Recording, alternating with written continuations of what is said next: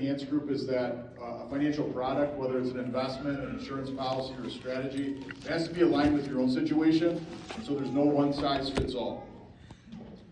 What I can try to describe is as simple as possible is what happens at the Enhanced Group is I believe that financial planning as a term is very loosely defined in the industry. And so you could have a financial planner that works at a bank, or a financial planner that works at an investment firm, or even a financial planner that might be at a home and auto insurance agency. What we've done to try to differentiate ourselves is call our model family office. So if you think about some of the wealthiest families in America, if we take the Dow family in Midland, or the Ford family, or any of the big automotive families like the Fisher family, they don't hire a financial planner on their own. They don't hire a separate accountant. They instead have an office where they employ multiple people that fill in each of these circles. And so if you see a client sitting at the middle here, what we do at Enhance is we act as a financial advisor, an investment broker, an insurance broker. We have attorneys on staff to help with estate planning. Won't spend a lot on that today because we have another parishioner who will be giving a speech later. We have CPAs on staff. We're Michigan's largest property and casualty insurance agency, which is just another word for home and auto insurance. We do mortgages, and we also help out with HR-related decisions as it relates to benefits that you have through your employer. So the idea with having all of this on one sheet of music, if you will, is the left hand knows what the right hand is doing, and it can create a lot of efficiencies and cost savings within your own situation. With the risk management piece of it, this is really where insurances come in. And when it comes to thinking about life insurance or disability insurance or health insurance, most people start with the product and trying to determine what product they're going to go purchase. What we instead start with is a financial plan to understand how much insurance you're going to need and then what product fits the best. So, financial planning usually is centered around trying to accumulate more money. But if you are only focused on trying to accumulate more money and you're not running an alternative scenario where you try to analyze what happens if you're disabled and can't show up to work, if later in life you can't care for yourself and need a long-term care stay, if there was a premature death, or even if there was a lawsuit that comes about from a car accident or a liability suit on your property. So we do focus on this piece of it. With property and casualty, this is really home and auto insurance. And when you think about how this area of finances is sold to us today, there's a lot of commercials on TV, whether it be from Allstate, from State Farm, from Geico, and usually the focus in those commercials is cost. And cost is important. I don't want to say that cost isn't important. So the goal of the Enhanced Group isn't necessarily for you to pay more for your insurance, but it's to understand what you're paying for. If your only goal is to save money on your insurance, the way that you do that is just increase your deductibles and cut out all your coverages, and then you get what you pay for. And so making sure that your auto insurance talks to your health insurance in the event you're in an auto accident is important. And then as well, making sure that you have the right amount of liability insurance is also important, because I find that the other commercial slots, if it's not for home and auto insurance, are for attorneys looking for car accident lawsuits, and so you have to make sure you're covered for those types of things. A financial plan can be ruined with a lawsuit. We also work with banking and debt strategies. Again, product is usually a lead when it comes to debt strategies and banking products. If you think about mortgages as an example, mortgage rates are higher now, but the focus a lot of times with competitors is how can we save you money in your monthly payment. Well, the easy thing to do is just push your payment out another 30 years. If you continue to just keep pushing it out for 30 years without trying to reduce the term, reduce the rate, and those kinds of things, it can be very, very costly over time. The biggest reason, though, too, we work with banking and debt strategies is the number one ability to build a net worth is to have cash flow and to understand where your expenses are coming from. So I have clients that ask, and prospects that ask, how much money should I have to retire? And the answer to that question is it just depends. And the biggest variable that we can't control in a person's situation are their expenses. So if we know what's happening with inflows and outflows outside of a bank account, it makes it that much more accurate to have a financial plan in place. This piece we'll probably spend the most amount of time on because I believe it's the most misunderstood. What we have up here on the right-hand side are what we call the 4 boxes. So there's really 4 different ways that you can accumulate money whether it be for retirement or for education planning like college. If we start with the lower right-hand bucket, this is a way to be able to save pre-tax into an account that you're eventually then going to have to pay taxes on when you take it out. Examples: 401k, 403b, 457. Essentially what happens is if you put $5 into one of these plans, that $5 is not counted in your total income that shows up on your tax return. Hopefully over time that $5 grows into something more. If it does, you pull out of that account at retirement and pay taxes on it at that time. Okay? That's the only bucket that you can save into that's before tax. You see the other three are all after tax. So on an after-tax basis, if we just look at the upper right-hand quadrant, if you pay taxes to get the money into this account, then it's tax-free going forward.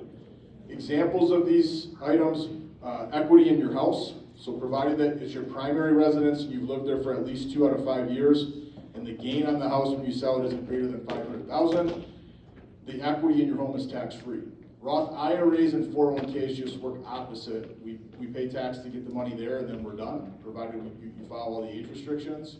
Cash value of life insurance is another way to accumulate tax-free money going forward. And then 529 plans are a great way to save for college. So we're blessed to have a lot of young children running around. They are going to go to college one day, and college expenses are going up tremendously. One of the best ways to accumulate money for those types of expenses are 529 plans. There's a 529 plan that exists in every single state. It usually makes sense to use the state's plan that you reside in. So there's Michigan state income benefits if you use Michigan's plan. Michigan's plan, though, doesn't limit you to a Michigan school. You can send your children to a school out of state, but for savings purposes, you should use a Michigan 529 plan. If we move to this bucket, this is probably the next most common and the one that we're most familiar with. It's a bank account. So if you just have money that gets direct deposited from a pension or from a paycheck into a bank account, you've already paid taxes on that money.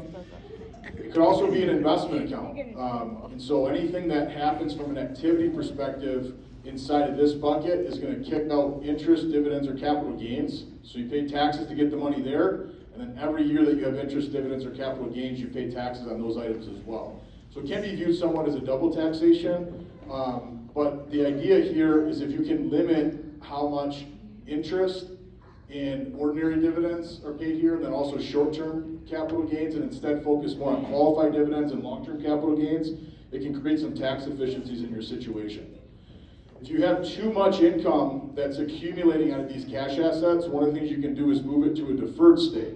So savings bonds, whether they're EE bonds or I bonds that have an inflation adjustment to them, or even non-qualified, non-tax qualified annuities, essentially what happens with all the activity inside of these accounts is they're not showing up on your tax return year to year if it's an interest or dividend or capital gain. You pay taxes on the gains when you take a withdrawal later.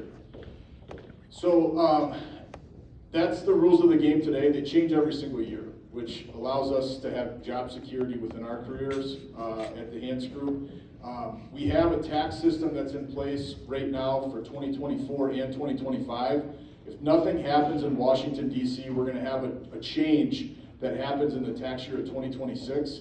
The way that our tax return looked like in 2017 is going to be the same as what it looks like in 2026. That's scheduled to automatically happen.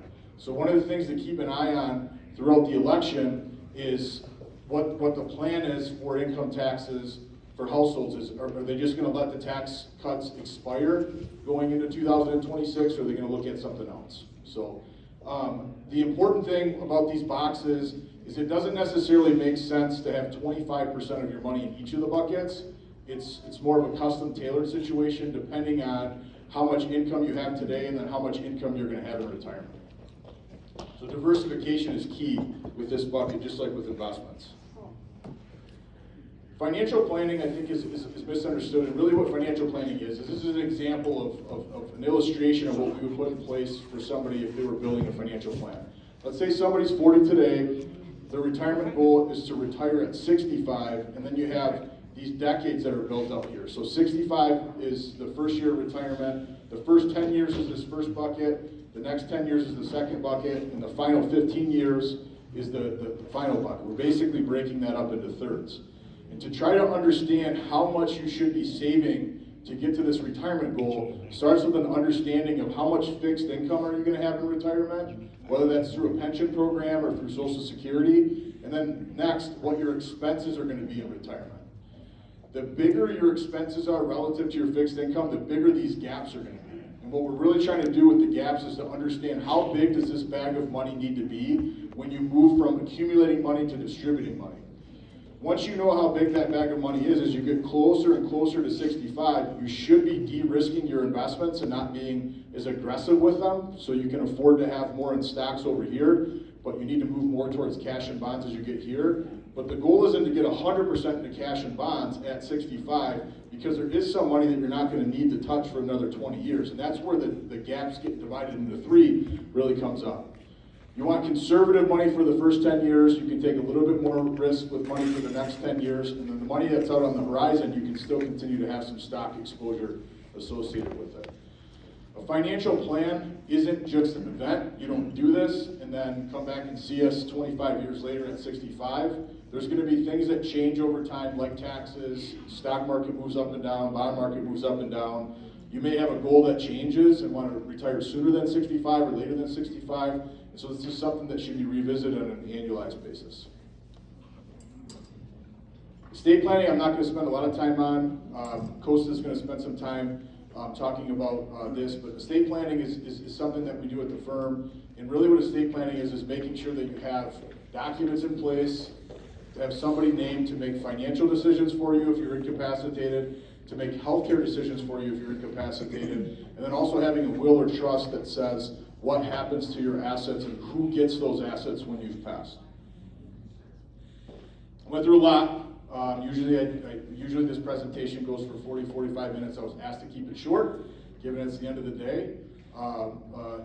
This is really the 8 key areas, if you will, that we focus on at the Hans Group. And again, it's really done in a way to make sure that the left hand knows what the right hand is doing. So as a client, you're not in a situation where you sit down with your tax accountant at this time during the year and the tax accountant says, hey, you should have did this with your investments last year. Well, it's too late, you can't do it. So if you have your investment advisor, your attorney, your insurance specialist, and everybody working for you on the same team underneath one roof, it just creates a better plan. So with that, I'll open it up for any questions if anybody has any, but I wanted to keep it short today.